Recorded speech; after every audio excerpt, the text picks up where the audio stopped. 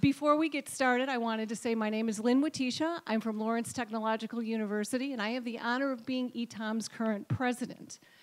And I would like to ask the board members to stand, if they would be so kind. These are incredibly talented and dedicated people who work to bring this conference and this organization to you. They are dedicated to educational technology, online learning, and quality administration of educational programs. So I am pleased to serve with them. I would also like, in the honor of the day, Veterans Day, to ask any veterans or family members of veterans to stand so we can properly thank you for the service that you all provide to our country.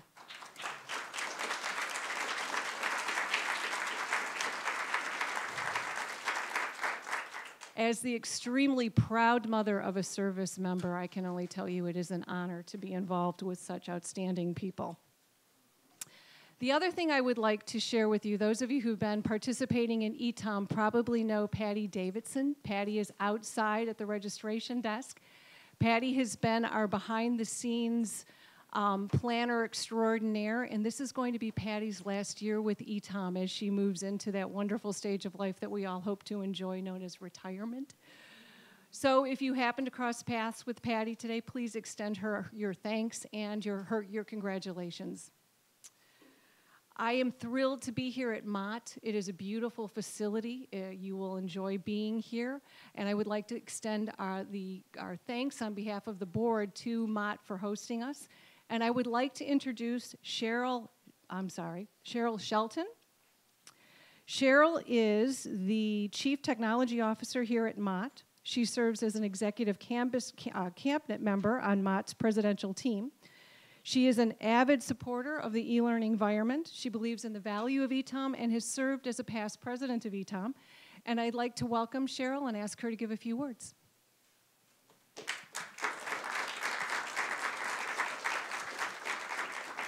Good morning and welcome to our campus. As she said, I have been at Mott for 18 years, and I spent 14 of those overseeing the e-learning department on our campus. I've also been an online instructor for many, many years, up until about probably 2 years ago. So I've been in this world for a long time, and I miss it a little bit. I'm not in the e-learning realm anymore, but it's always something that's been near and dear to my heart. ETOM itself, I've known about ETOM since I started at Mott. We had a person who was my first supervisor. His name is Bill Angus, for any of you who are old enough to remember that name, who I think he was a co-founder of ETOM back in the day. So I've always known about the value. That was back when telecourses were the rage, and we worked with ETOM to do group buys on telecourses, and we saved a lot of money, and that was where sort of ETOM got its first value, and it's evolved over the years, as you know. Now we're all mostly online, and telecourses are a distant memory, thank goodness. But ETOM still brings value. They keep their finger on the pulse of a lot of things that are going on in the e-learning world within our state, particularly, the SARA, the state reciprocity agreements, and such, things that us administrators have to deal with to keep online instruction in the forefront at all of our institutions. So I still always think ETOM is a great group, and I will tell you, and I'm sure all of you have heard the same, when you go to conferences across the country, people know about the collaboration that happens in the state of Michigan without us being a state system. And they're a little envious of the voluntary collaboration that we have. It's very well known, and so I think you should take pride in that and keep it going as younger generations come up and some of us older people maybe eventually retire, to keep this going, because it really is important work, and there's so much value in working with one another across institutions. So with that, I say thank you and welcome to our institution. I hope you all have a great day. Thank you, Cheryl. I have to confess, at this stage of my career, I've been to many, many, many conferences, and I tend to approach the keynote as, okay, here we go again. But last spring, I attended a presentation at the University of Michigan Dearborn and heard our keynote speaker present and was hooked. He was presenting on gaming principles and how we can include them in our instructional design. And it captured everything that we know about motivation and human drive and the need to capitalize on mistakes. And it just did what good keynotes are supposed to do, which is motivate you to engage in professional development and extend your own learning. So I'm thrilled that we are able to have Dr. Barry Fishman as our keynote today. His link to his bio was in the program. It is long and extensive and extremely impressive, but in summary, he's the professor of learning technologies at the University of Michigan School of Information and School of Education. His research focuses on video games as models for learning environments, as well as the role of technology in supporting teacher learning. He's the co-creator of GradeCraft, which is a game-inspired learning management system. He's the principal investigator of A-Games, which is a project studying the ways teachers employ video games and gaming principles to support formative assessment. He serves as the director of undergraduate Bachelor of Science and Information program. He's the steward for teaching and learning on Information Technology Council at U of M. He serves as the chair of Digital Innovation Advisory Group in the Office of Digital Education and Innovation. And he was also the co-author of the Obama's administration 2010 U.S. National Education Technology Plan. I consider it a great coup that ETOM has him with us this morning. So thank you so much, and here is Dr. Fishman. Thank you. Thank you for that kind introduction, Lynn. It's actually not such a coup. All you had to do was ask, because I'm one of you. I'm someone who is interested in education and technology. I've devoted my career to trying to help people teach effectively and to try to help learners be as effective as they can be in their role. And I think that is very much a shared mission between ETOM and the work that I've been doing. So in some ways, I view it as a real lack on my part that it's taken me so long to discover the organization, and I'm very happy to be able to join you today. So I do also want to start just by adding my thanks to those who serve the country. It's so very important, and a day like today demands multiple times that we pause, I think, and thank those who have served us in the military and continue to serve us in the military. So thank you very much for your service. I also, at the beginning of the talk, like to acknowledge all the people who work with me to help make the work that we do possible, because often we run out of time at the end. So I just want to open by saying that the ideas that I'm bringing you today are the product of a lot of different people's effort across multiple disciplines, from psychology and computer science and education and information, from academic offices. In particular, I've been very fortunate that the work I'm sharing with you today has been directly supported by the central administration at the University of Michigan. So the Office of the Provost has been central in investing in this work and in promoting this work as something that they think is a useful way to think about the future of higher education and perhaps all of education. So with that, I always like to begin by pointing out that there's not really much I'm talking about today that I bet each of you hasn't thought about in some way or another. I don't know if you're familiar with this quote. Most ideas about teaching are not new, but not everybody knows the old ideas. Has anybody heard this line before? Well, it's been around for a while. And I think it's still just as true now. We haven't really invented much new in the way of how we learn and how we teach. We are facing new opportunity spaces that modern technology presents. It doesn't necessarily change how we teach and learn, but the power with which we can do things shifts. And there's new ways to combine ideas. So to me, real progress is coming from blending disparate fields of inquiry and disparate fields of thinking about teaching and learning to get new combinations of ideas that we didn't really think about as being even possible before. Online is certainly a space where we can do that, as is blended and hybrid. And certainly now, more and more, I think the power of online tools is being felt in face-to-face learning in really interesting ways that we hadn't thought about much. Education often feels like this, right? If you work in, especially if you work in higher education, in public higher education, we're feeling that there's just a lot going on around us. This is just some of the things that I think are affecting our lives and work as education professionals. So of course, digital badges, there'll be a presentation on digital badges later. This is starting to challenge the way we think about things like academic credit. How do we credential? How do we recognize success? Personalized learning.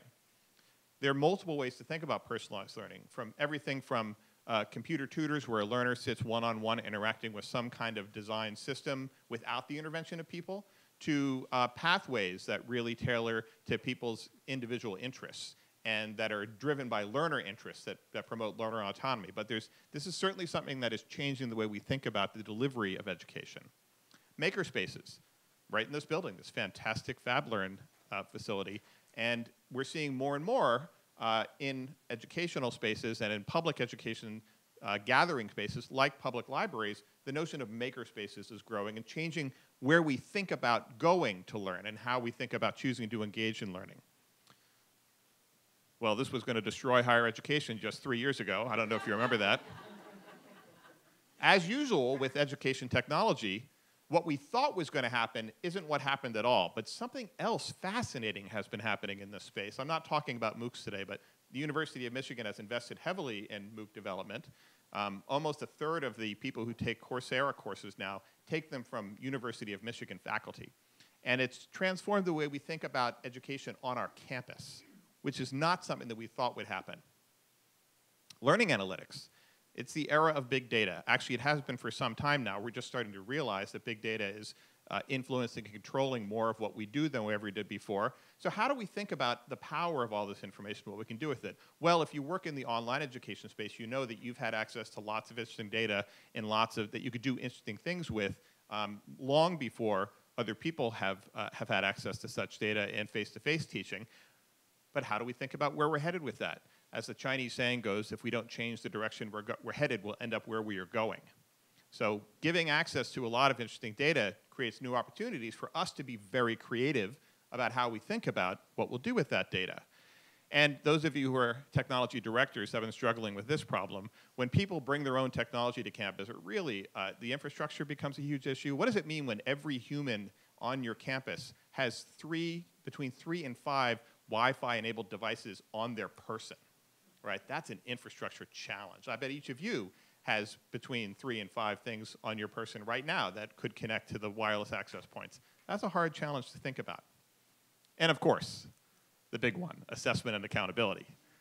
This seems to control everything we think about. And there are lots of different pressures. Some of them are positive and help us think about new ways to shape learning, and some are very negative and deformative and cause us to react in unexpected and negative ways. But these are all the things that we need to think about. And I think the ideas that I'm here to share with you today are in some ways a convergence of these ideas and a way to take positive control of this tidal wave type of environment that we are concerned about. So where should we focus? There's a lot of, this is a complex environment. I personally want to focus on student engagement. I always try to think about my goal, and I've for many years studied teacher learning, but my goal in studying teacher learning was never just to help teachers feel more professional or to be more self-actualized or to gain more content knowledge. Those were all proximate goals, but my real goal in studying teacher learning was to help students be more effective, was to improve student learning. I think in education, that's always the ultimate goal, and anything that we do in the environment should be aimed at improving learning for learners, because that's why we exist. We don't have schools in order to employ teachers, although I'm very happy that we do. We want the teachers who are working in schools and in universities to be as effective as they can in helping to support the learning of students. And we want those students to be deeply engaged. We want them to work hard and take on intellectual challenges. We want them to take risks, and most importantly, we want them to be resilient in the face of failure. But the title of my talk is School is a Game, but is it a good game? My claim is that school is a terrible game, the way it's currently designed. But we can do something to change that. My claim is that the way the education system is designed encourages exactly the opposite of these desirable behaviors. So now we have to think about metaphors for changing it. How do we get here? A colleague of mine, Kathy Davidson, who for many years was at Duke and now is at the City College of New York, had a really good diagnosis of part of the problem, is that we're now facing decades of students who have been through a very rigorous and even more rigorous with each passing year standardized testing regime, which has led people to really only focus on things like the final score. In the 20 years I've been teaching at Michigan now, I've seen a real evolution. When I first got to Michigan, I could pose an interesting prompt for a paper, and students would go off and try to figure out what I was interested in, and they would write something interesting for me. As time passed, I started to get certain worrisome questions, like maybe you've had these questions too. How many pages was that supposed to be? Then what are the margins? Is that single spaced or double spaced? Until eventually I found myself providing rubrics that specified almost exactly what I wanted, and now I get nothing but boring papers.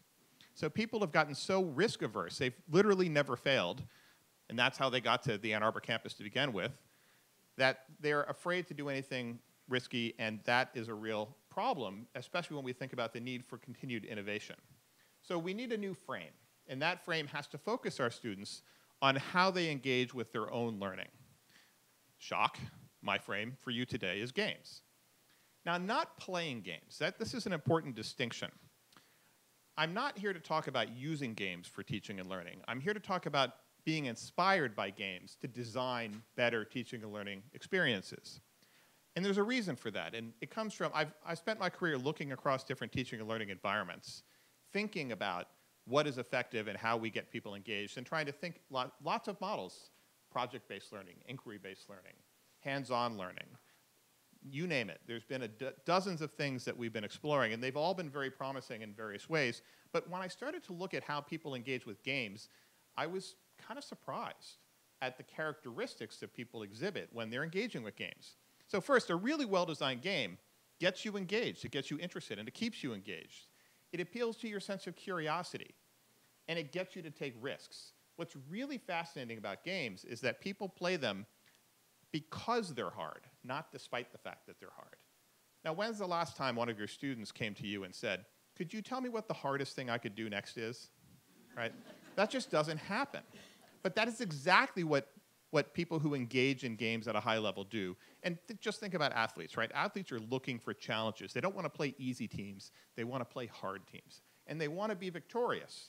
But they understand that they won't always be, but that it's all a part of the process. So before we go much further, I think it's pretty important for us to define games. What do I mean by game? Well, this is a definition that comes from Katie Salen and Eric Zimmerman. They're both very well-regarded game designers.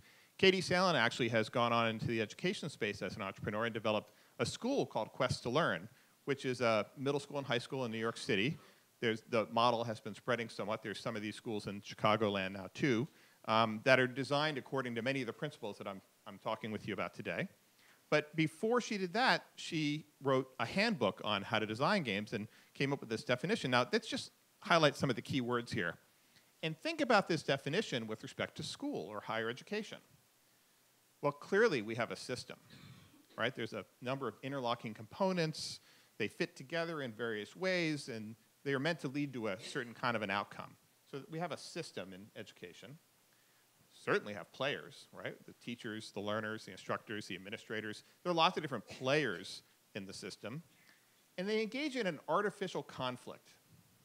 Conflict is good, by the way, right? Conflict is what helps. We talk about the need for resistance and exercise, right? We need a positive conflict to challenge us, to help us stretch our thinking and to improve. But it is a little bit artificial in school, and that's nice. So one of my mentors when I was an instructional technology master's student was Tom Duffy, who talked about the importance of having practice fields before we enter fields of practice. So education is a practice field. It's a place for us to try things out in a way that is safe enough for us to make a lot of mistakes and take a lot of risks that you don't always have the luxury of when you're operating in your first career, in your first job as part of your career or something like that. Do we have rules? You bet we have rules, right? School is all about rules. Even graduate school has rules. It's about trying to understand and work within those rules. If you don't have rules, by the way, what you're probably talking about isn't a game, it's play. Play is great, by the way, but it's the rules that make it into a game that we all agree to follow in order to pursue the outcomes that we care about. And that is another really important thing about a game, is that it has some kind of quantifiable outcome. Something that you can point to and say, here's where you stand now as a result of following these rules to engage in this conflict with other players in this system. So I find this definition to be really generative for me in thinking about games, but also thinking about the school system and higher education. So then this brings us to another word that I bet you've all heard, gamification. Well, gamification is all the rage right now, but it's really not sufficient for what I'm talking about. And when people talk about gamification, what they usually mean is using some of these surface elements of games. And by the way, these are not bad, right? These are all things that actually are a component of the larger thing I'm talking about today. But if all you do is introduce one of these things, typically you're doing it to sort of spice up the environment a little bit, to make the system you currently have a little bit more attractive. The reason we have frequent flyer points, for instance, which is the classic kind of gamification environment, one of the oldest ones we have, is not to make the experience of flying the airline better, but to make us more tolerant of the experience of flying, right? And that's a method of us getting them, or the system getting us to play their game, as opposed to trying to think, what's our game? How do we want to engage with this environment in a way that would cause it to be more productive and enjoyable for us? So we're looking at something a little bit deeper than this. I had a grad student who said, well, gamification is a little bit like giving somebody a present because you think they'll enjoy the wrapping paper. So I think that metaphor works for me. All right, so what is it about a well-designed game that makes it so efficient, so effective as a learning environment? So these are 10 principles that I've derived from the research, from my own work. It's a combination of different theoretical perspectives and different practical design perspectives that I think are really useful for thinking about a successful learning environment and a successful game environment. So number one, anybody who's designed instruction knows you start with the learning objectives, right? What are we trying to do here? You need clear goals. It's amazing to me how often in a learning environment, the learner is not that clear on why they're doing what they're doing. This is, I think, more of a problem in K-12 than it is in higher education. But if you ever have told somebody that the reason we're studying this now is because it'll be important later, that's not that good a reason, right? There's got to be something else going on that gets them to want to engage with the material that's in front of them. It's okay, by the way, if the learning goal switches in the middle. Bit of a surprise that we didn't know in the beginning that this is why we were learning this. But we usually, in order to feel engaged in something, need to know why we're engaging with it in the first place. So a very simple principle to start with, have clear goals, clear learning goals in the case of education design. More and more people talk about intrinsic and extrinsic motivation as though intrinsic motivation were all good and extrinsic motivation were all bad. But actually, they're both important, and they both play a key role. And we often need intrinsic motivation to entice us to start doing something that we're not quite sure about yet. But our goal as designers should be to help the learner find their way to intrinsic motivation, to help them engage and find a reason they want to engage with the task for their own value, for their own purposes, as quickly as possible. So a well-designed game does this. It begins with luring you in with something that is maybe a little external to you, but then as you develop an interest in it, you start to find your own reasons for wanting to continue to pursue the game. Number 3. There we go. A really well-designed game environment and a really well-designed learning environment support autonomy. This is maybe the most important thing to me, and I think the area where the education system can grow the most. So thinking about how we let people make choices that matter to them. And I'll come back to this later because I think it's so important, but this is also the first, this and the next 2 principles are part of a theory of motivation called self-determination theory. The idea that when certain aspects are present in an environment, it helps us feel much more intrinsically motivated and will cause us to work much harder to accomplish our goals. And when they're not present, it causes us to feel much less intrinsically motivated, and we require more extrinsic motivation to get us to accomplish the same goals. So autonomy is important in this. We want to try to always make learners feel like they can make a choice that matters for themselves. Now, I often get some pushback to say, yes, but education there's certain things I have to teach in my class. I can't give people a choice of everything they want to do, and I say, yes, of course, that's right. So it can be carefully curated autonomy. And I always like to think about the example of getting my children dressed for school in the morning. So those of you who have had young children know that if you ask the question of, say, a 2nd grader, what do you want to wear today? Yes, that's a disaster, right? But if you curate the choice and you say, do you want to wear this outfit or do you want to wear this outfit, they can make a choice. They feel like it's a meaningful choice to them. You've made sure it's not a choice that will embarrass you, and everybody's happy. True story.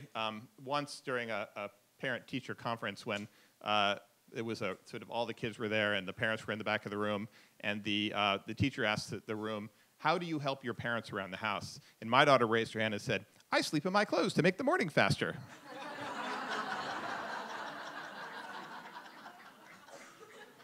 It did make the morning faster. The second part of self-determination theory that's very important is to encourage a sense of belonging. You need to feel like you're part of something. You need to be recognized. In online learning, this can be it can be either especially challenging or even easier. So if you're sitting in a big lecture hall like this one, it can be hard to think that the instructor notices you as an individual. Online, we'd like to talk about the idea that there's a possibility of everyone to speak up evenly, and the instructor can give individualized feedback to every learner. And that works, but then we start talking about things like MOOCs, where the scale is thousands of people. Well, how do you do that?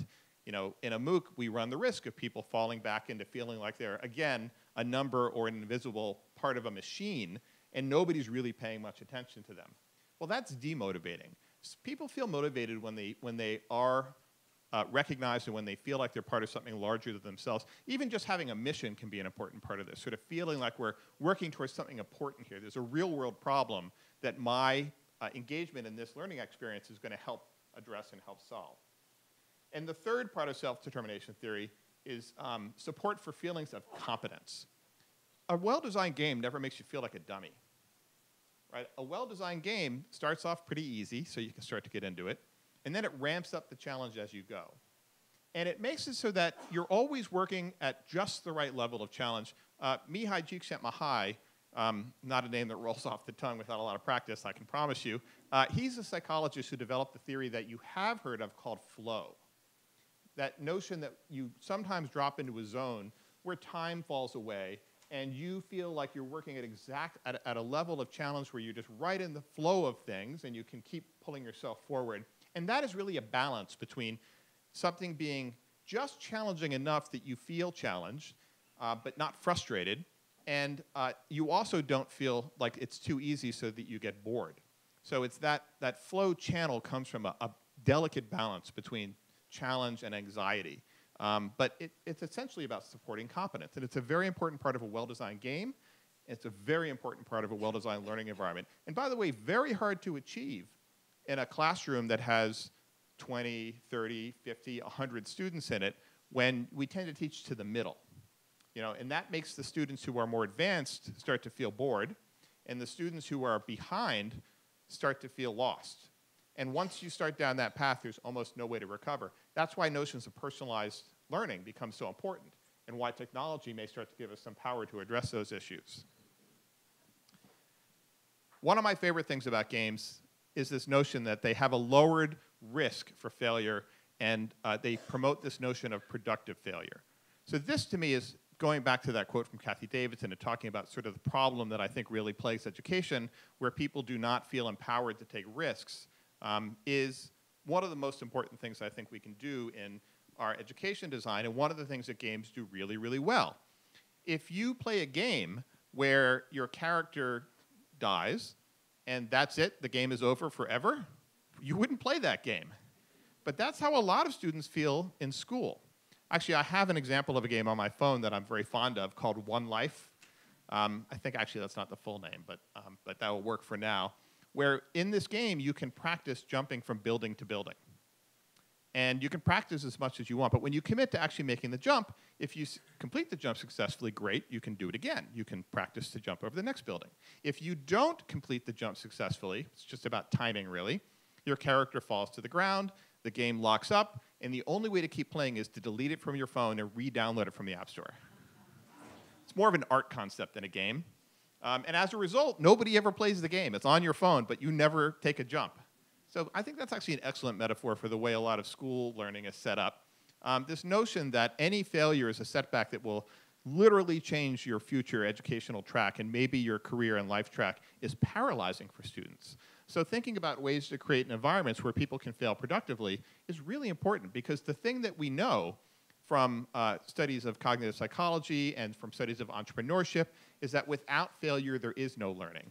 If you only ever get A's, you probably weren't doing hard enough things. And that's a really hard message, and one that fundamentally I think our education system has missed out on. So I am, at the heart of what I'm talking about today, is redesigning education systems so that they're not about achieving A's. They're about achieving competence. And that's a big shift when the way we try to measure the way people learn is by single numbers, GPAs, standardized test scores. It's a huge force we need to push back against and think about changing the conversation. I actually think we're making some interesting progress on this, this push with gameful learning, which we'll come back to talk about more. But the goal is to really get rid of this idea and to replace it with this idea, right? We want people to view a loss not as a deficit, but as an opportunity to learn. Games are really good at encouraging exploration. Do any of you, are any of you very avid video gamers? Handful, have children or nephews or nieces? Yes, many, many more. So when somebody finishes a level in a game, they typically, if they're a sort of an avid gamer, they don't just go on to the next level. You observe them going back and replaying that level they just finished in order to explore it, to see what they might have missed. Are there secrets hidden in here that could help me later? Are there more tools to pick up that I might be able to carry forward that will help me later? If you think about it, what they're really doing is they're exploring the system of the game. Well, as somebody who has taught science in the past, I can tell you what I really want my students to do is not just look for the answer to the problems we're posing, but to start to explore and understand the systems that science represents, and to explore those systems. Andy DeSessa at Cal Berkeley teaches math education, and he's famous in his teaching for putting a problem up on the board, students solve it, and then rather than go on to another problem, he always says, give me another way to solve this problem. Give me another way to solve this problem. The goal is to exhaust the problem space, because the issue is not the answers, it's understanding the mathematics that can describe this problem space. Students are so focused on that answer that they miss the fact that there are actually lots of possibly interesting answers that could help us advance our understanding. And a game does this well, we can do this better in education as well. Games encourage identity play. What do I mean by that? Well, there's this notion that a scholar of games and learning named Jim G came up with called the tripartite identity, three-part identity, where there's you, the person sitting in front of the game. There's a character of some kind on the screen, but there's also a blend between you and that character. There's a kind of shared purpose or affinity. And if you think about this, if anyone has played games where your character has died, you feel like you've let them down. It's like, oh, I'm sorry. I'll make it up to you, right? I'll do better next time. That's the sort of blending. But in education, when we're teaching history or English or math or science, what we really would love is for our students to start to think in the mode of people in those areas. So when you're reading a novel, you try to identify with the characters and start to empathize and start to try to understand and unpack the world from the perspective of the characters. When you're studying science, I don't want you to be a scientist. That's a high ask, but I would like you to start to think like a scientist, right? To start to understand that what we mean, for instance, by a theory or by proof or by evidence or by data, to start to understand hypothesizing and testing. Those are important elements of thinking like a scientist that are so important, and that games are actually really good models for, to let you try on these different identities in very rich ways. And if those of you who are familiar with simulation environments, like the interactive communications and simulations work out of the U of M and also U of M Flint, it's all about character playing simulation to help students get into a character, to understand and empathize and be able to make have a much richer interaction with the learning experience from somebody else's perspective, not just from their own, something that I think today is more important than ever. This is more true of electronic games than anything else, but an electronic game never gets tired of you. It's like, again, Barry, with level 4? Can we play level 5 today, please? And education, one of the most durable things we know about learning from cognitive science is that practice is important. Now, you've heard of things like the 10,000-hour rule, which has some modifications to it. It's not a straight just 10,000 hours. But the idea that when you practice something a lot, you get better at it is really important. And we need to think about in our education spaces how we're creating that space for students to engage in meaningful practice, directed practice as well. That's also important. Games are really good at that. We need to be really good at that in education. And finally, the 10th principle is that games embed the assessment practices right in the experience of the game. So when you finish playing a game, like, let's say, Call of Duty, you're not presented with a Call of Duty multiple choice test, right? That's dumb. I mean, it's also dumb because it's a game, but it's dumb because you have just completed that activity. It'd be like giving a football test to the winner of the Super Bowl to see if they really understand the game. It's like, yeah, they kind of demonstrated they get it. Although I often so this is how education gets this so wrong. My brother in college went to a school that had a required phys ed credit every semester, and he took bowling once, and he got a B. So we never let him forget that. Thanksgiving coming up, I'm sure I'll remind him of his B in bowling again. But the reason he got a B was because he didn't do well on the multiple choice bowling tests. So again, it's like, what are we doing here, right? How are we thinking about this wrong?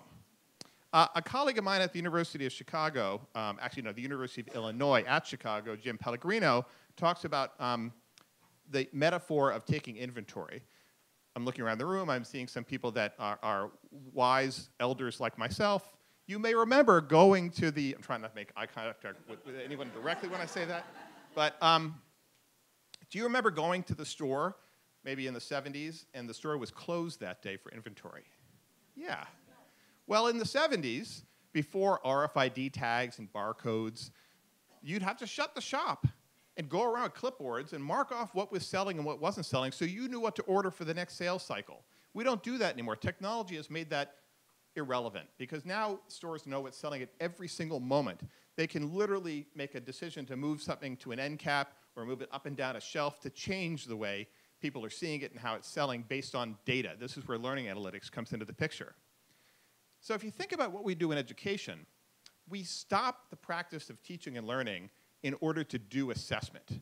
Actually, if you think about what happens in a lot of K-12 schools, especially K-12 schools in places like Detroit and Flint, we stop education to practice for assessment. We have practice test days. Well, that's shutting the store in order to practice for assessment or shutting the store to do the assessment. And when the store is closed, it can't do what it's there for in the first place, which is to be open for customers and sell merchandise, or in the case of learning institutions, to be engaging students in the act of learning.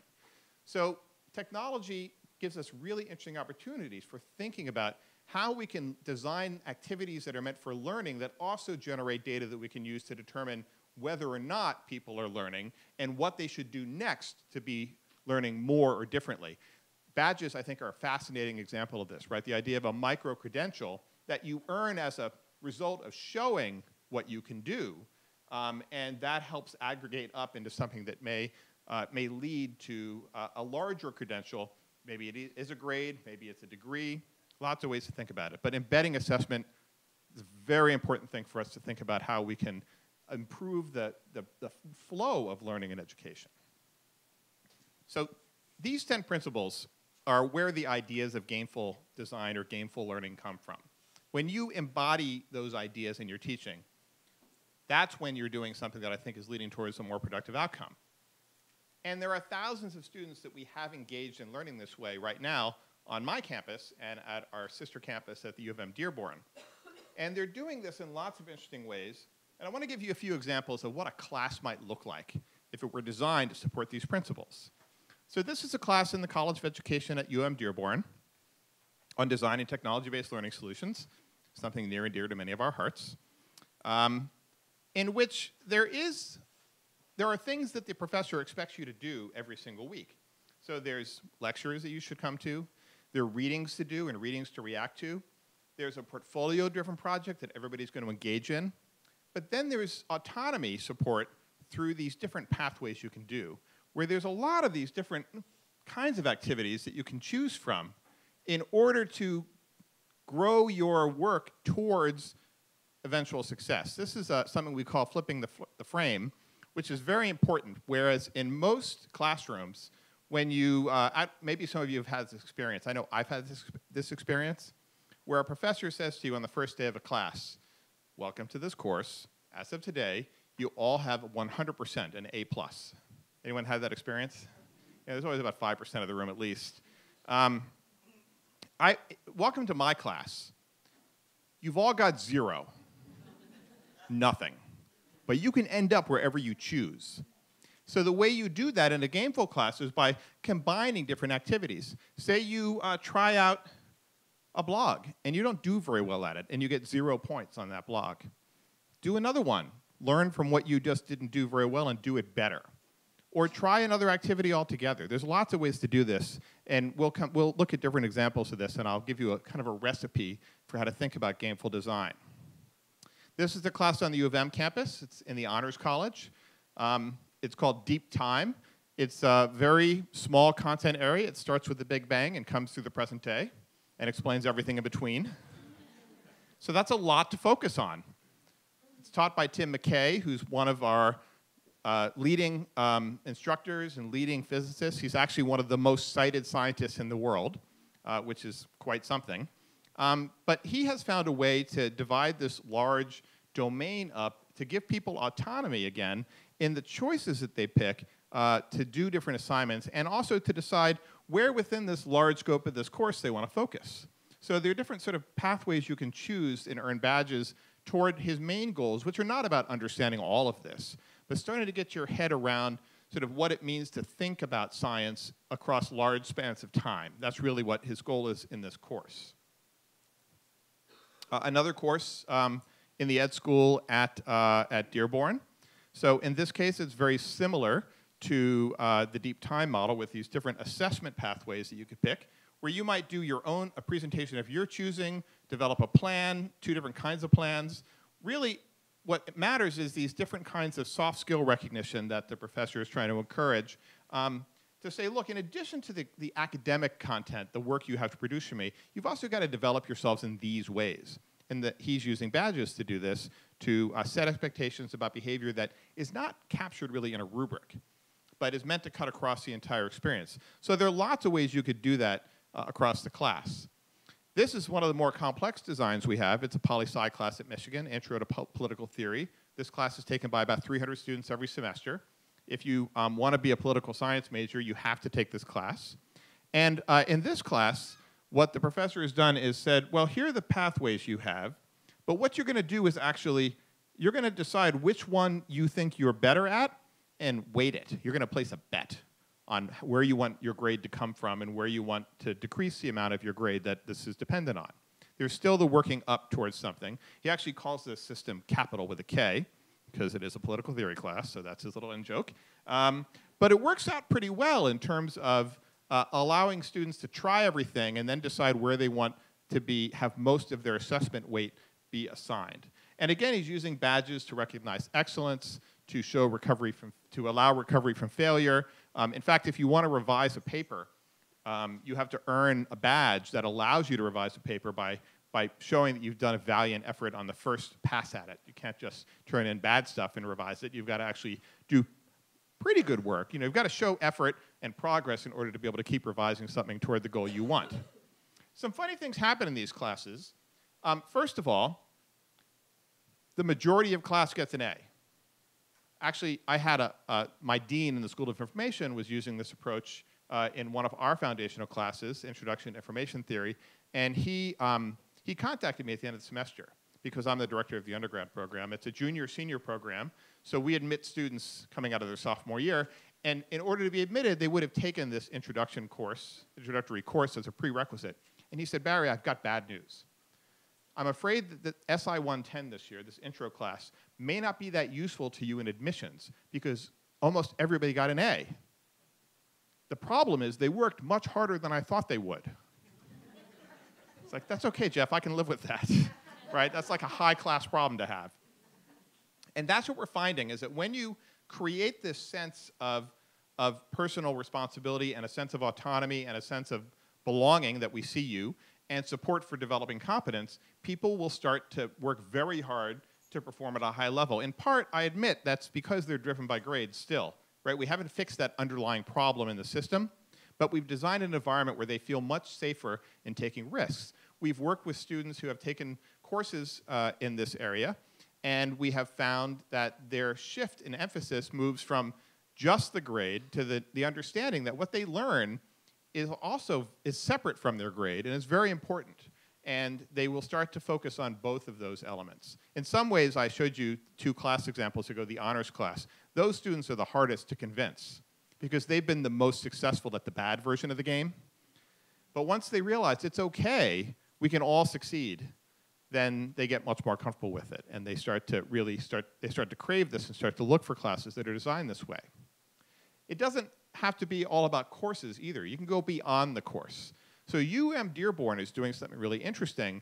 There's a program they run there called the Talent Gateway, which is a cross-cutting sort of extracurricular set of activities that are meant to encourage good studenting behaviors, things that we know are important for succeeding in higher education, like learning how to experiment, learning how to take risks. Help seeking is very important. And most students aren't even aware that they can go ask for help if they get into academic trouble or when they're struggling with a problem. But they can. And a huge part of my own work in equity is trying to help make people aware that they're not all by themselves, right? That there are many different resources that we try and provide, and even being aware that you can take advantage of them is a challenge for us.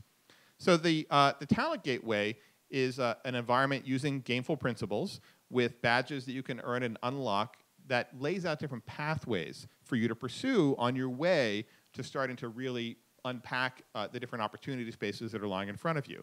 And I think this is a really interesting example. And for me, it's also about thinking beyond individual courses. So I think for us, if you're an instructional designer, a challenge is to think not just about a particular course, but about the university or college environment, right? How are we actualizing the learner across all of their life? Because honestly, they're not spending the majority of their time in classes. Right? They've got a lot of other things going on that are all hopefully pointing in a similar direction toward their personal growth and their learning.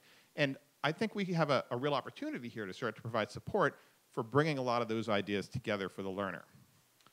So if there's one thing you took away from this talk today, if there's only one takeaway, it would be thinking about this notion of self-determination theory that I shared with you in the 10 principles.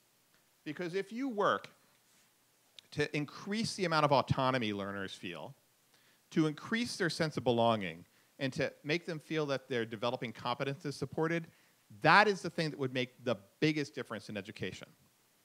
So I'm about to start talking about tools that may support this, but I'm not even that interested in the tools. Tools to me are means to facilitate adventuresome or ambitious teaching and learning, but first you have to have a model for that teaching and learning. And for me, self-determination theory provides a great set of design ideas for thinking. So how do you apply that in a course? Well, you can see that changing the frame is the first one. I've already talked to you about that, this notion of starting at 0 and working towards something rather than starting at 100 and taking away. But the other 3 concrete design steps all have to do with that self-determination idea: autonomy, belonging, and competence.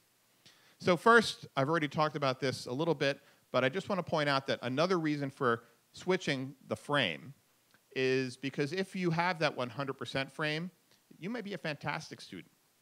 You may get a 98 on the midterm, but you don't have 100 anymore. It's a loser's game, right? And then you get into the challenge of trying to maintain your averages. And then you start playing the averages. And I can't tell you how many social media posts I see at Michigan around finals time saying, I only need 150% on the final to get a C. It's like, well, that student has already made a decision about where they're going to put their effort, right? Extra credit is also a little bit demoralizing. Just put it all out there. Make all the opportunities possible, and then provide ways for people to take advantage of those things. And the most important thing is no curves. I actually find it very useful to think of this sort of in the Edna Mode voice. No curves. Curves are the worst. I'm just going to come right out and say that. I don't know if you are involved in courses that employ curves, but a curve rations success. And it says no matter what happens among the collective of you, the belongingness of you, only some of you can get a certain outcome because I'm rationing it. And it also can hide learning. So I had a student from the School of Business take my undergraduate class last year. In the School of Business at Michigan, and I call them out by name because I really want them to change this policy, but they have an enforced curve in every single class. Not at Dearborn, by the way, just at the Ann Arbor campus. So Dearborn's doing it right. And what happens is this student said to me, well, last semester I had a 94% in one class, and that was a B minus. And in another class, I had a 78%, and that was an A minus. I don't even know what I know, right? So no curves. All right, how do you increase autonomy? This is one of the most challenging things, but as I said before, I think it's the most important thing for us to focus on. So first, you could provide different pathways, different ways to pursue the content of the class. It's not all one size fits all. You might also think about allowing people to pursue things at different paces. This is especially easy to do in online education, but especially difficult to do in face-to-face. But how can we let people work at the pace where they're comfortable, but still have a high expectation for them and know that they'll get there? For university courses, we often find that sometimes simply adding more different kinds of assignments. So if there is freedom to fail, which is one way we think about this safe or productive failure, there has to be something to do next to recover. But you don't have to add more assignments. Let's say you're teaching a literature course. You could have one single paper in that course that's due at the end of the semester, but we're going to start writing it today on the first day of the semester, and we're going to work on components of it and parts of it, and you're going to rework parts of it until you have written a fantastic paper. And that paper, the creation of that paper is a core part of the learning experience. And you're going to get there in different ways, but by the end of this course, by golly, you're going to write a great paper, and you're going to walk away knowing how to write great papers. That's a different frame on how you do assessment that would support autonomy, belonging, and competence. Some people aren't great writers.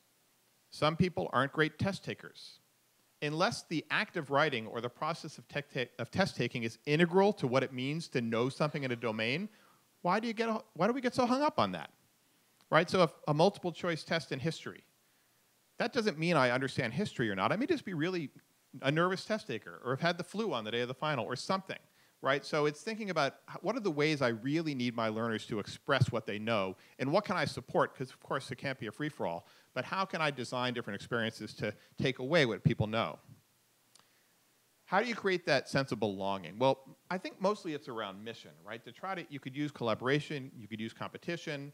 To have a larger purpose, you need a project that engages students' desire to make a difference in the world in some way, or even a difference in their own world. And some clear link to goals that get beyond the course or individual activity. This is a design challenge too, but a creative one, right? You're basically engaging in storytelling here. What's the narrative of this course? Where does it lead you? Where do you come from, and how do you connect to the narrative of this course? And encouraging risk-taking is all about that freedom to fail. This is actually very much tied back to the autonomy notions. But think about allowing students to revise and resubmit. Think about a pattern where maybe there are 15 blog posts that we do, but we're only going to count your 10 best, or 15 quizzes, but we're only going to count the 10 best. Make sure that no single assignment, like that midterm you may have bombed on, dictates the outcome of the class, because at that point, why would you do any more work? Encourage drafts, offer frequent feedback. These are all different ways we can do this. This is all hard, right? This involves instructional management work. And actually, a claim I make that is a little controversial with some of my colleagues is that I actually believe that the way we teach and learn right now is the easiest possible way to do it. We have found the lowest energy way to teach and learn. But it's still pretty dang hard, right? So anything we do that is about changing the way we teach and learn requires more activation energy, requires more effort to accomplish. But if it's worth it, right? So if these are ideas that resonate with you, recognize that doing any of these things is going to make the job a little bit harder, but then we have to think about what the payoff is, and how can we think about the way we marshal resources to try to support some of this challenge. Well, we can do things with technology in particular. So we can think about how analytics, how things like peer grading, students need to be supported. As I mentioned, one of the things that happens in this environment is students are a little bit confused by it, because it's not how they've been taught all along. A lot of our students walk into class on autopilot. Well, in October, I'll start to really try to figure all this out, right? You know, midterms aren't for a few more weeks. But in a gameful class, you've got to ask yourself as a learner on day one, what is this game and what are the rules? Because every class that's designed this way looks a little different from every other class. There are patterns of classes that we've observed, but they vary a lot. So that's where technology can come in. And we built a tool called GradeCraft, which is meant to support some of this challenge. The first couple of years I was teaching this way, we didn't have GradeCraft. I used a number of different spreadsheets to track where students were and the points they had. The students had to check the spreadsheets. I had to check the spreadsheets. The result was a lack of information. And let me tell you, if nobody knows what's going on, that does not promote autonomy. You need information to make good choices about what you want to do next. So one of my grad students, a woman named Caitlin Holman, said, I got an idea for a tool that might make this easier. And she built the thing that has grown into this tool we call GradeCraft. So I'm going to show you a very short video about GradeCraft from student and faculty perspectives. And then I want to show you GradeCraft. A little intimidating on the first day when the professor says you need 1 million points in this class to get an A. Here's all the ways you can get them.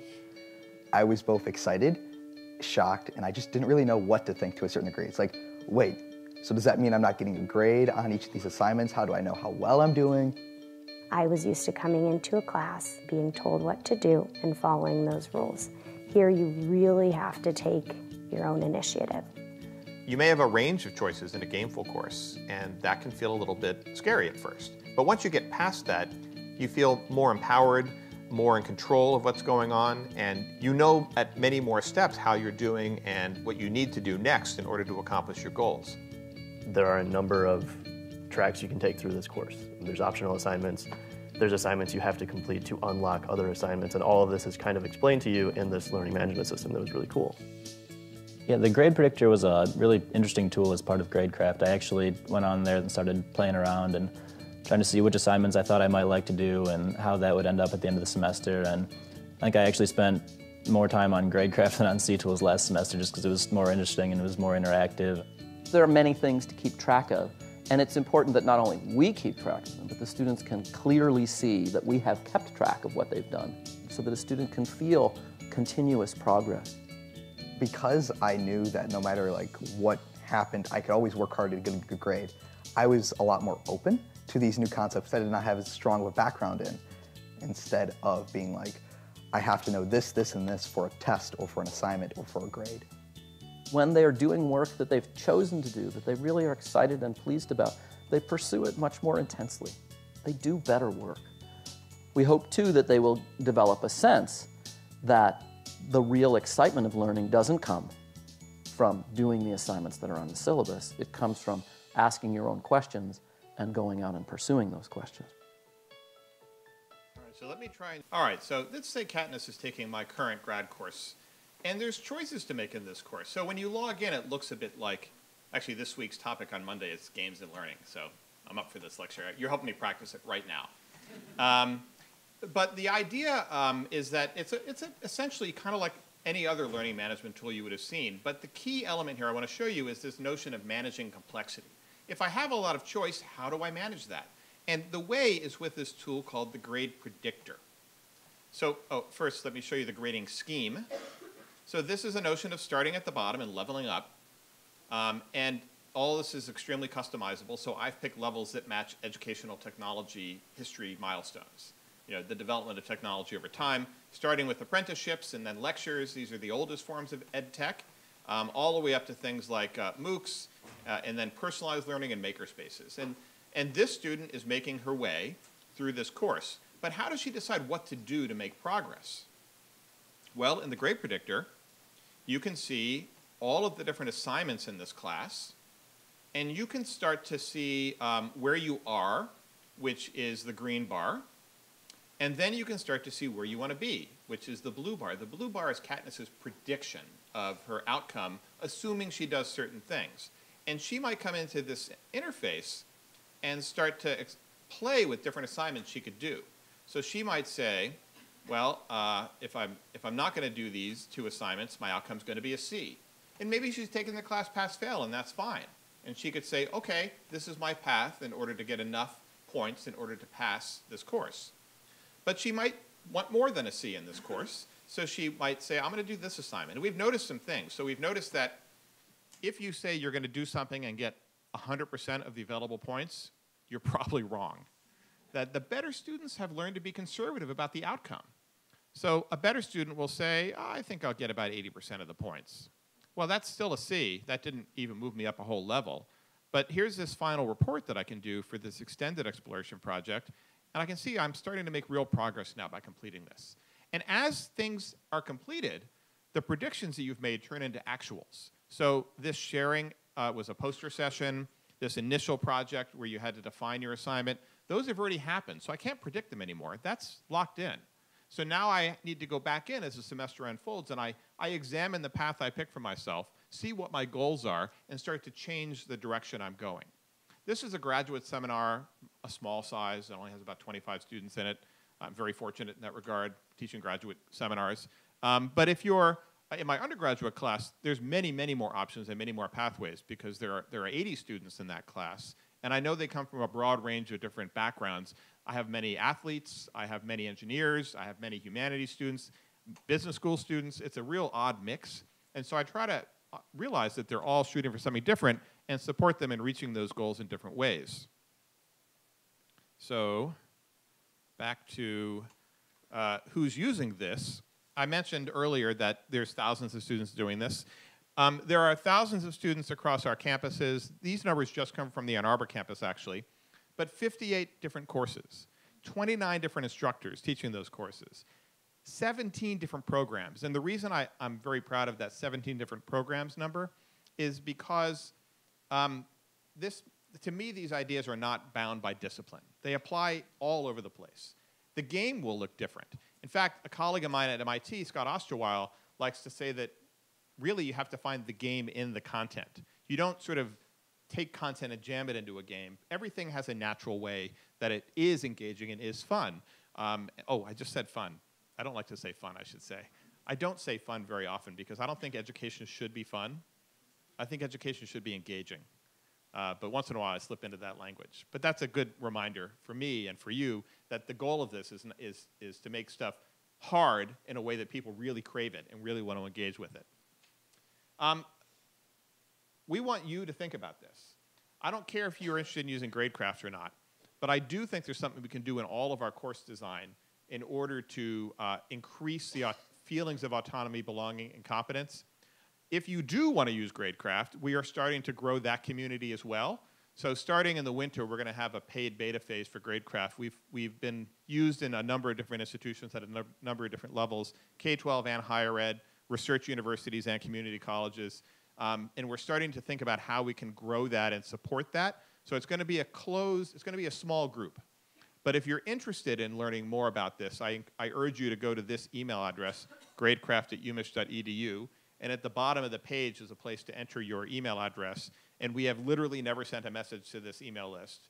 We will first send a message to this when we invite people to tell us why they would like to be part of this first phase of a paid beta, as we're trying to figure out how to make this sustainable and how to support this to grow across campuses. Well, I like to close with this reminder about the difference between entertainment, that would be the fun part, versus play, which I think is the engaging part. This comes from a New Yorker article written years ago about why people play games in the first place. The idea is that we consume entertainment, but we participate in play. I think education is a participatory activity.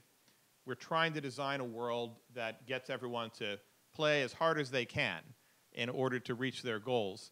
And we have an important job as designers and educators in thinking about how to create that world. So I thank you very much for thinking about it with me for a little bit this morning, and I think we have some time for questions. Thank you.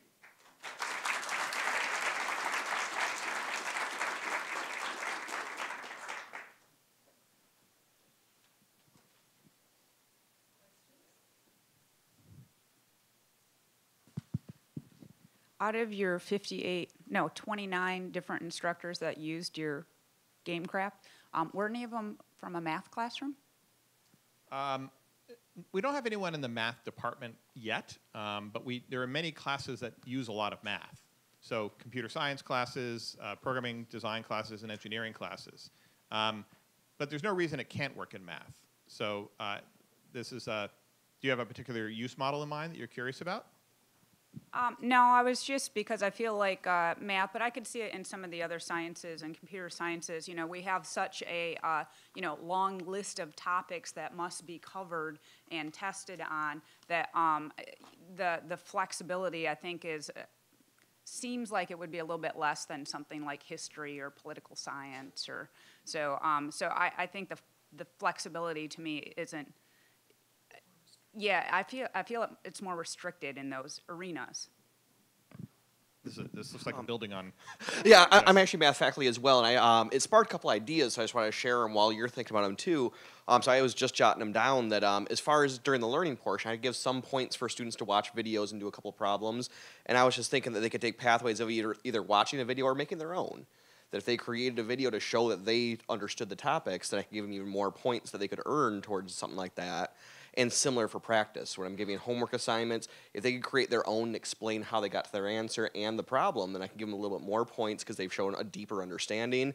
And even towards the end of a module where I would give a quiz, if I can give a real-life application project that's a little bit harder, more involved, so I can give them options as far as that assessment and embed it right in as well. And I would argue that the more defined the content and the more straightforward, in some ways, the interpretation of whether an answer is right or wrong, in some ways, the easier it is to support an environment like this. So math actually is one of the areas that has the longest history of things like intelligent tutoring environments, which are meant to support personalization. So once we have the ability for people to move at their own pace through material with a tutorial system, Khan Academy is an even more recent example of this kind of environment. Well, why not marry a Khan Academy kind of approach to a gameful approach? It'd be so much easier to do because the assessment can be automated. So in computer science, these ideas work quite well because they have auto graders. So when you submit your code, it can give you not just tell you whether the code runs or not, but actually give you feedback on the quality of the code. It's in some ways, I think, harder to do this in humanities where every grading exchange is very effortful. So that scares some of my humanities colleagues away. But in fact, they've taken to this the fastest because they say, oh, students seem to really be more engaged and they like that payoff. So now they're starting to experiment more with it. So I'm going to stick by my claim that this will work in just about any area. I was just looking for examples. It's a fair question. Tanya? Hi, Dr. Fishman. I'm curious to, maybe you can speak to the adoption climate, the adoption attitude, and the training arc for faculty. So I have studied adoption. That's one of the things I'm interested in, is what makes people take up and sustain innovation writ large. I've actually, for me, I've come up with a very simple two-part answer to the question of what makes people want to do things. So number one is I've got to show you something that you value. So today I'm talking about student engagement. So hopefully, and I had the feeling that you guys were mostly with me through many parts of this, that's something you value. It's like, yeah, I want my students to be engaged. Part two is I've got to show you that I can help you accomplish that at an acceptable cost, where we all know in education, cost is not really always about money. It's mostly about time and effort, and about money, but time and effort. So that's why we started building tools like GradeCraft to say, well, you could do this, and we can help you. And the tool helps organize some of the background work so you don't have to manage all the complexity. But you still have to make a pedagogical change. So in some ways, this is not exactly what you asked, but I have done the dumbest possible thing in the ed tech space. I have created a technology that requires you to change what you do in order for it to be useful.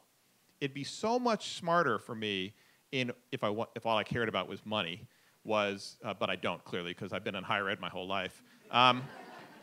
It would be so much easier for me to invent something that made the work you do 1% easier and then sell it really cheap and mass produce it. And that's what learning management systems generally are. So when we look at the way learning management systems have been used on our campus, mostly what they're used for is to collect and distribute papers. That makes our life, minute percentages better than photocopying and passing stuff out and collecting stuff. People aren't really using the advanced elements of them, and that's because most learning technologies really aren't designed with much of a pedagogical philosophy. GradeCraft is custom, right? GradeCraft only exists because of gameful learning, and if you try to do things that are not gameful with it, maybe it would work, but it's not really worth the effort.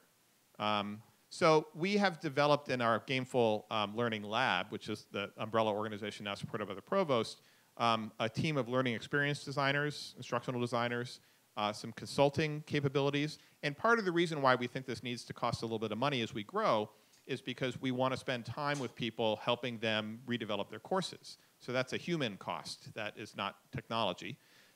We're also thinking about launching a conference in the summer for people to come workshop their course ideas. Developing, if you go to it, there's a website called, I hope I get this right because I often get it a little wrong. I think we call it, it's gamefulpedagogy.com. Has course examples right now from Michigan, and only from Michigan at the moment, but we want to grow that library so you can sort of have plug and play courses. Directly answering your question, it takes most faculty about 3 hours to redesign their course frame with our support, right? So there's some effort in the beginning to say, well, how are we gonna, what game do you want to play, right? How can we change the frame of this course? And what resources do you have available to support you? Do you have TAs? Can you use peer grading? Is there an auto grader if it's math or computer science? You know, what can we do that will make something manageable for you? And then, and maybe those of you who've worked with faculty directly will recognize this, it takes about three times doing it before the faculty member really starts to take control of it and own it. Because the first time you do something, you're just hanging on for dear life. And you get stuff wrong. And for me, it took me a couple of years to get my own classes straight, where first it was too easy. And then I made it too hard. And then I tweaked in the middle. You know, I was tweaking the activities and the grading schemes.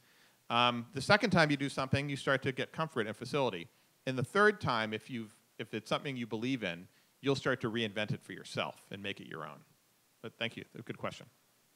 As I think about our faculty, some of the questions that I get are, well, how do I do this when I have all this content to cover? That's one. The other one is, well, I'm not sure that students can do this because they're not doing the reading. So can you talk about those two things? So the first part of the question, how can I do this because I'm required to do A, B, C, D through Z? So I have one answer is more philosophical, and the other will be more practical. So the philosophical answer is, in part, what we're designing here is a tool and a way of thinking about learning for a system I think we deserve, but not the system that currently exists. So there's some patches in the middle where some things maybe get a little lost, and this may have been also behind the math question. I've got to cover all these different things. How do I make sure that students know what they are supposed to know? So now to the practical question, the practical part of this. I'm going to make a claim that right now our curriculum in higher education is what I would call faith-based. We say, I want students to learn math, I want students to learn biology, I'm going to define a sequence of courses. If you take these courses and you pass each of them, I have faith that you are prepared for something. But are they? I have no idea. What are they, is that old joke, right? What do they call the lowest, what do they call the person who graduates from med school with the lowest GPA? Doctor, right? So this is about a shift to a more outcomes-based way of thinking. Right now, if you are teaching in a sequence, so there's a lot of pressure on the intro course to make sure that those students are prepared for the 200 level class. But most of the students that get into the 200 level class are going to have gotten Bs that say that's the mean grade, or B plus or A minus in the intro course. What do they know? What do they not know? I don't have any idea. In a gameful system, what we can do is use badges and analytics and other tools to actually start to indicate not just what grade you got in the course, but I can actually hand off data to the second level course about exactly what the first level class ended with and who got where. And we can start to redesign the pathways we have through education to not be about simply performing not terribly in a sequence of courses to actually what progress I'm making toward a defined goal. So this is this is outcomes-based education, and it's a change that I think is going to we need to start making happen very quickly. So that's the blend of sort of philosophy and practicality. And the second part of your question was about students, and if students have trouble with this approach, or with doing, how do we make them do the work they're already not doing? The reading. Right. The reading. And I could extend that. So it's not just not that they're not doing the reading, it's why are they not prepared when they come to class? I would say partly it's the frame. Do they understand the role the reading plays in what they're going to do? So again, my claim here is that if you create an environment where the assignments have real meaning to the person you've assigned them to, to me, it almost goes without saying that the person will put more effort into that work. Now, of course, they're also humans living a life, and that's not perfect. And people have good weeks and bad weeks and busy weeks and less busy weeks. But in general, I've found in my own teaching and in the teaching of these other instructors that when they make the frame that the reading is very productive toward a goal that a student has set for themselves, that increases the way students engage with those activities.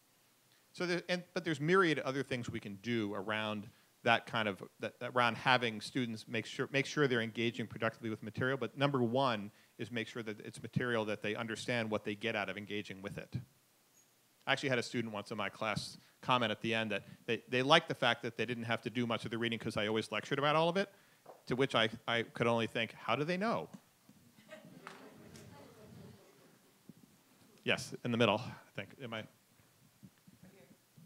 Oh, over here. Okay. So for the 10 principles that you talked about, how did you get at that? Is it like a meta-analysis of kind of, some literature, and if so, what literature? Or was it an experiment that you did? Or that's my first question. And then the second one, so you're right now in like a leadership position with a lot of creative people. And I was thinking about when you said, your students turn in this interesting, you're asking people to excite you with writing papers. So what have you heard recently, really recently, like from this creative hotbed that's kind of excited you, that's new? And are you talking about undergraduates or graduates, students, or? I'm talking about the people that you're working with. The people I'm working with. Oh, absolutely. The creative hotbed. So first, where do the 10 principles come from? Well, as I said, they're kind of a mishmash of different theories and ideas. But there's one person, and I mentioned him when I was talking about identity theory, named Jim Gee, G-E-E.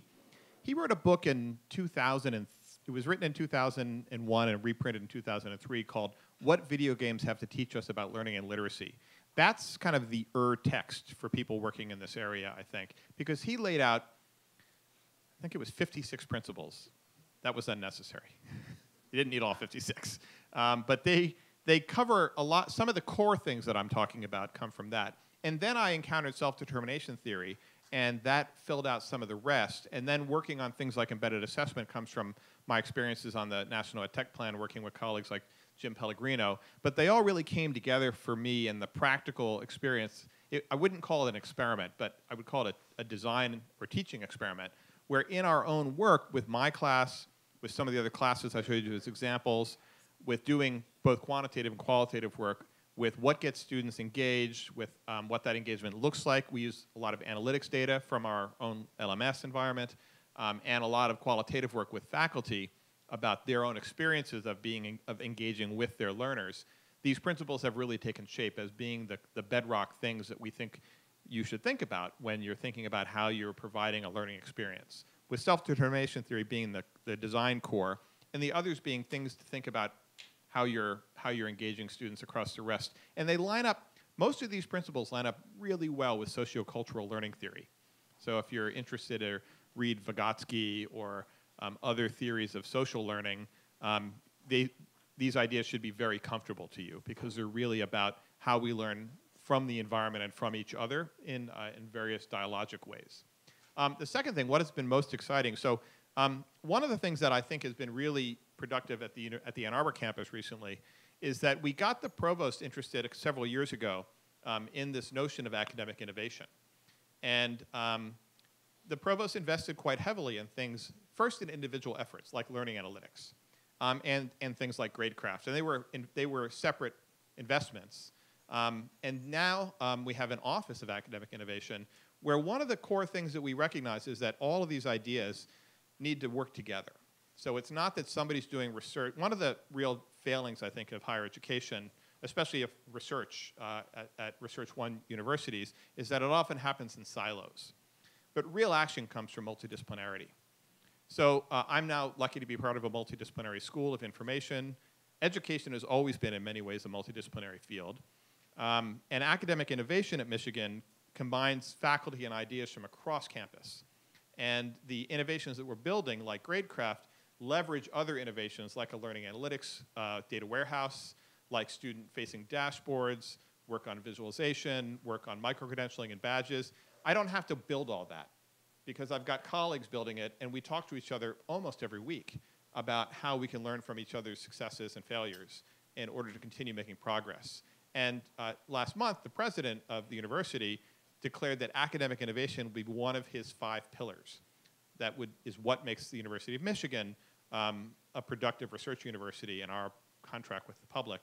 And so he is committed to this as an area that will continue to help us give back to society, which is the most exciting thing to me. I think we had one more, and then we'll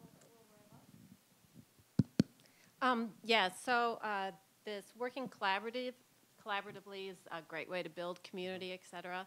But I was just curious about how do you design, you know, these course structures to support, like, so you don't demotivate students when they say, oh, I'm doing all of the work for this group or that group. Like, how do you design your game to support collaborative work, but not make it all on one student's shoulders? This is one of the most persistent problems in higher education design is how to support group work, right? What's the saying? One of my students told me, I hope my teammates are my pallbearers so they can let me down one last time. So I'm not going to claim that we've solved that problem. That's still an issue. But you can do it in various ways. But I don't think what I'm going to say to you is going to be new to you. You know, for instance, you can come up with ways, and if anyone's used the CATME system for supporting group work, but there are ways to help make people be accountable to each other. Right? I think that essentially supporting productive group work is about explicit role taking and making it clear that people are responsible, not just to say the 4 of you are working together and figure it out, because they have no means to figure it out, but to really do some productive rehearsal of roles and then to be very clear on roles and clear on accountability. And even to, I've experimented with different systems of having students, a part of their assessment in the end is sort of a self-assessment it's a team assessment, sort of a, I don't know, in a business sense you'd call it sort of a round table kind of assessment of everybody else. That's not always that useful either because they don't want to say anything bad about their classmates. But there are various frames to accomplish it. These are complementary ideas to Gameful, I think.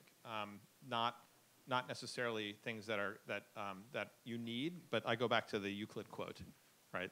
Most of these ideas aren't new. We're just trying to put them together in a more productive way. And in my class, I always make teamwork an option. So you could choose an individual pathway if you want, or you could choose a team path. I actually had a student once, very clever student. He's now playing in the NFL. And he came to me and said, my teammates, my football teammates, would like me to do a group project with them, but I really don't want to work with them. I said, do I have to? I said, I don't know, go look at the grade predictor. And a few minutes later, he was high-fiving the guy sitting next to him. I walked him, what's going on? He said, I can do an individual project and get the grade I want. I was like, okay, autonomy. Thank you very much. And I'll be around most of the day, and I look forward to talking to you more.